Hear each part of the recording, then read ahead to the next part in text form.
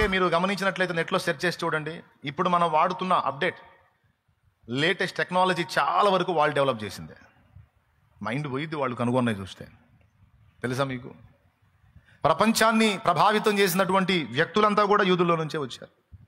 అణుబాంబుని కనుగొన్న, అణుతత్వాన్ని కనుగొన్నటువంటి Albert Einstein అనేవాడు యూదుడే.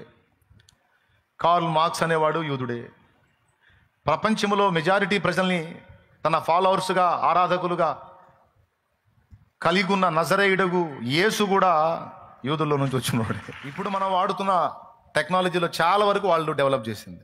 వాళ్ళ వ్యూహాలు, వాళ్ళ ఐడియాలజీ అంత స్పెషల్. భూమి మీద ఏ జనముకు కూడా లేనంత జ్ఞానాన్ని, ఐడియాలజీని దేవుడు వాళ్ళకు అనుగ్రహించాడు. ఎందుకంటే ఆ జనమును దేవుడు ఏర్పరచుకున్నాడు. భూమి మీద ఏ జనములకు లేని ఘనత మీకు ఇస్తానన్నాడు. ఇచ్చాడు నిజంగా. ఇప్పుడు ప్రపంచంలో చాలా దేశాలు దానికి మెచ్చుకోవాల్సిందే దాన్ని. కాబట్టి ఇజ్రాయేల్ భవిష్యత్తు పోను పోను పోను పోను ఇంకా బలం పుంజుకుంటుంది, నిమ్మళపరచబడిద్ది, యుద్ధాలు అణిగిపోతాయి, అసలు ఏ శత్రు భయం లేకుండా నెమ్మది పొందిద్ది అనేది ఇజ్రాయేల్ భవిష్యత్తు.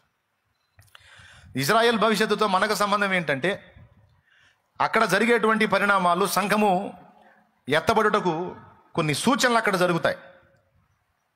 ఇద్దరు సాక్షులని మనం ప్రకటన గ్రంథంలో చెప్పుకుంటాం. ఆ ఇద్దరు సాక్షులు అక్కడే వస్తారు. అదైతే జరిగింది. 48 అంటే అయ్యొక 2, 50, 52, ఇదొక 25, ఏందయ్యా 77 సంవత్సరాలు ఇంచుమించు అయిపోయింది. అంటే ఇప్పుడు ఇంకా దగ్గరకు వచ్చింది సమయం. అందుకే జరుగుతున్న పరిణామాలన్నీ తీవ్రతరం అవుతున్నాయి. మళ్ళా జరుగుతాయి. ఇశ్రాయేలుకు శత్రువుల మీద జయం వస్తుంది. ఇశ్రాయేలు శత్రువు అంతా కూడా అణగారిపోతుంది. ఏ స్థాయికి అణగారిపోతుందంటే, ఇశ్రాయేలు ప్రాకారాలు కట్టుకోవటమే మానేసిద్ది. కాంపౌండ్స్ ఉండవు, ఇక కంచెలు ఉండవు. ప్రాకారములు లేని పురము అన్నాడు, గ్రామములు అన్నాడు. అసలు ఇప్పుడు జరుగుతున్న యుద్ధం అంతా జరగక ముందు వాళ్ళ గ్రామాల్లోకి వచ్చి దాదాపు 1000 మందికి పైగా చంపారు. గుర్తుందా? దాదాపు 2 ఏళ్ల క్రితం అనుకుంటాను. 2 ఏళ్ల క్రితం గాజా వాళ్ళు వచ్చి అటాక్ చేశారు కదా. 1000-1200 మందిని చంపేశారు కదా.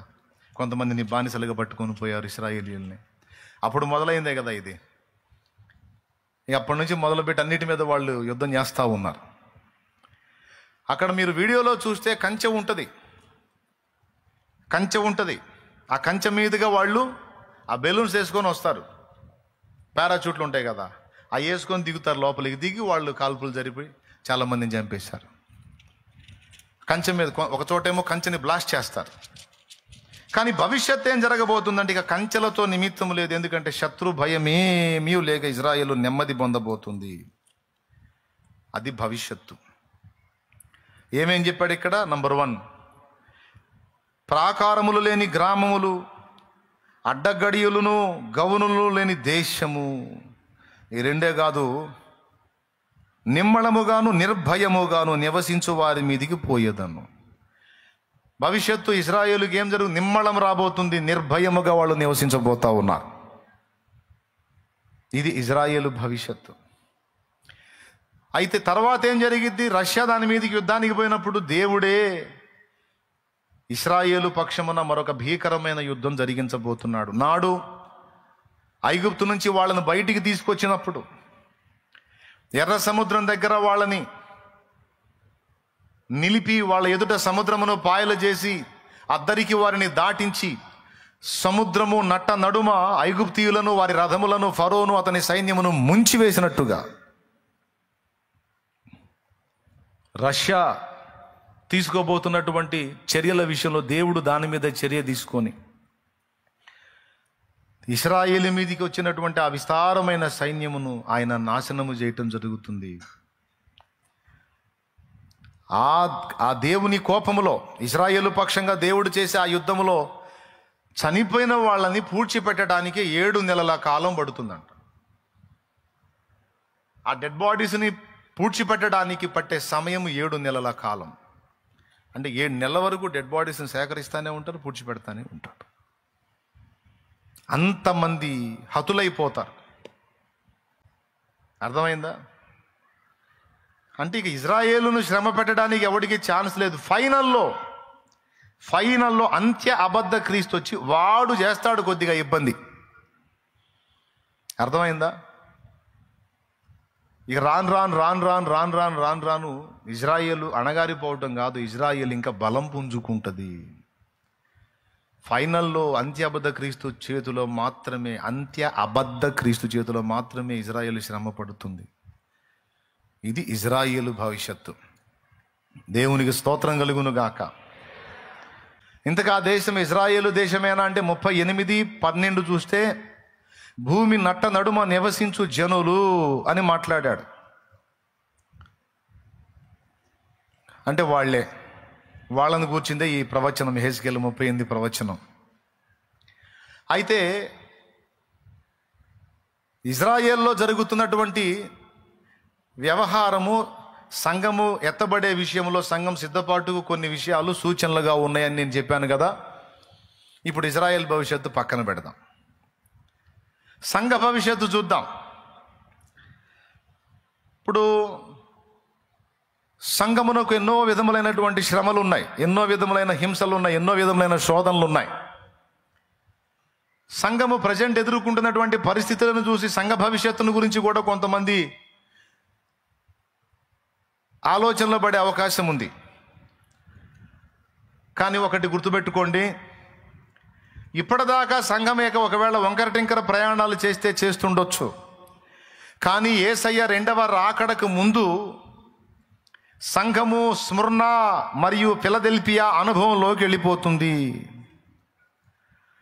ఇప్పుడున్నటువంటి వంకరలు భవిష్యత్తులో సంఘములో ఉండవు. సంఘము ప్రక్షాళన చేయబడిద్ది. సంఘము 3 విషయాల్లో సరిచేయబడిద్ది. మొట్టమొదటిది, సంఘము సంపూర్ణ సిద్ధిలోనికి వెళ్ళిద్ది. రెండవది, సంఘము క్షేమము, దాని క్షేమానికి ఢోకా లేదు. సంఘ క్షేమానికి శ్రమలెంత విస్తరిస్తే అంత బలము సంఘానికి. సంఘానికి ఇబ్బంది ఏదన్నా ఉంది అంటే సంఘానికి సుఖాలే నష్టాలు సంఘానికి. కానీ శ్రమలు సంఘమునకు ఊతమిస్తాయి, ఊపిరినిస్తాయి, ఉజ్జీవాన్ని తెస్తాయి. కాబట్టి ఎంత శ్రమ పొందుతుందో అంత క్షేమాన్ని సంఘం కలిగి ఉంటుంది. మొట్టమొదటిది, పరిశుద్ధులు సంపూర్ణులు అవుతారని చెప్పాను. రెండవది, సంఘము క్షేమముగా ఉంటుంది. మూడవది, సంఘం ఇప్పుడున్నట్టు ఉండదు, భవిష్యత్తులో ఇంకా విస్తరించిద్ది. భవిష్యత్తులో సంఘం ఇంకా తీవ్రంగా విస్తరించబోతుంది. ఎందుకు అలా జరిగిద్ది? దీనికి లేఖనాధారం ఏంటి అంటే, కడవరి వాన కురిసిద్ది భవిష్యత్తులో, ఇంకా కొద్ది కాలములో. కడవరి వాన కురవక ముందు వరకు ఈ సంఘము ఈ అస్తవ్యస్త పరిస్థితిని ఎదుర్కొంటుంది. సిద్ధాంత అయోమయం, గందరగోళం, ప్రతికూలతలు, దాడులు, శోధనలు, ఇవన్నీ సంఘం ఎదుర్కొంటుంది. కానీ కడవరి వాన కాలమున వర్షము దయచేయమని యెహోవాను వేడుకొండన్నాడు. జకర్యా ప్రవచన గ్రంథము 10వ అధ్యాయము 1వ వచనం మీరు చూస్తే ఒకసారి చూడండి. కడవరి వానాకాలమున, జకర్యా గ్రంథము 10:1 నుంచి చదువు. కడవరి వానాకాలమున వర్షము దయచేయుమని యెహోవాను వేడుకొనుడి. ప్రతివాని చేనులోని పైరు మొలుచున్నట్లు యెహోవా మెరుపులను పుట్టించును, ఆయన వానలు మెండుగా కురిపించును. చాలు చాలు చాలు. ప్రవక్త వర్షాకాలంలో వానలు కురిపించమని అడగమంటున్నాడా? లేకపోతే ఏ వాన గురించి ఆయన మాట్లాడుతున్నాడు? ఏ వర్షాన్ని గురించి మాట్లాడమంటున్నాడు? కురిపించుము దేవా నీ ఆత్మ వర్షము, ఫలింతును నీకై నా జీవితాంతము. కురిపించుము దేవా నీ ఆత్మ వర్షము, ఫలింతుము నీకై నా జీవితాంతము. హల్లెలూయా హల్లెలూయా హల్లెలూయా హల్లెలూయా హల్లెలూయా హల్లెలూయా. ఆరాధన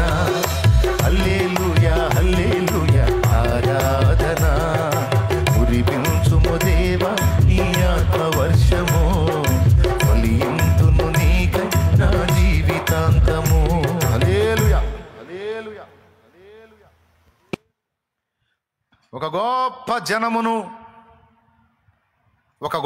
జనమును కదిలించడానికి, విడిపించడానికి, ఉజ్జీవాన్ని తీసుకొని రావడానికి ఒక్కని మీదికి పంపించాడు ఆత్మని. ఒక్కని మీదికే కుమ్మరించాడు. ఆ కుమ్మరించినటువంటి ఆత్మలో ఒక పాలు నిర్ణయిస్తే 70 మంది మీదికి వచ్చింది. అంటే అంతమంది మీదికి వచ్చినటువంటి ఆత్మ ఒకడి మీదనే ఉంచాడు. ఆ ఒకడెవరో కాదు, దైవజనుడు ప్రవక్తయగు మోషే.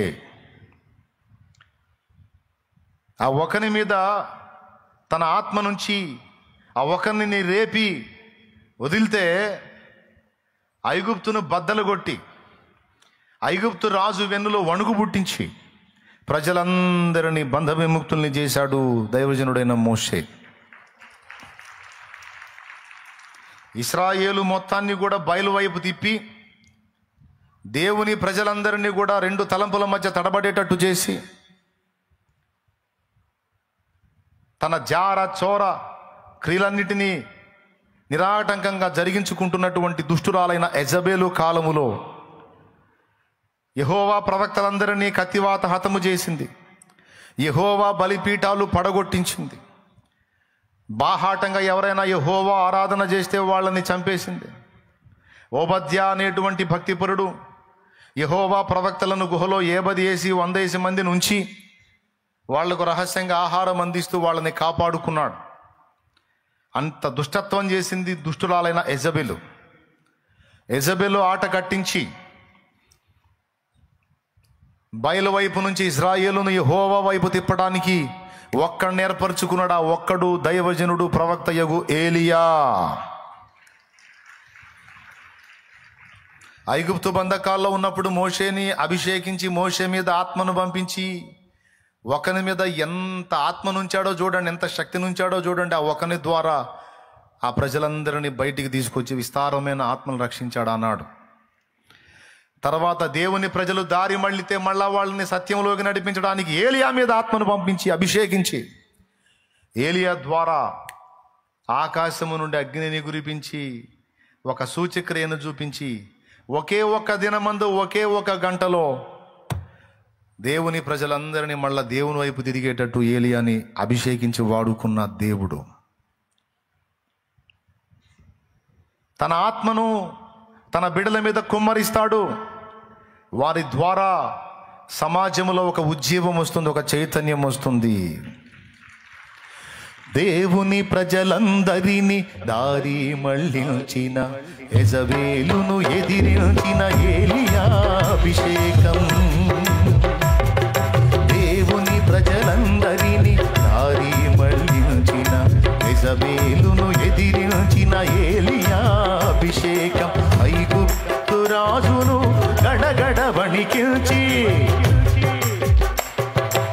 ఐగుప్తు రాజును గడగడ వణికించి తన వారిని విడిపించిన మోషే అభిషేకం. తన వారిని విడిపించిన మోషే అభిషేకం. హల్లెలూయా హల్లెలూయా హల్లెలూయా హల్లెలూయా హల్లెలూయా హల్లెలూయా ఆరాధన.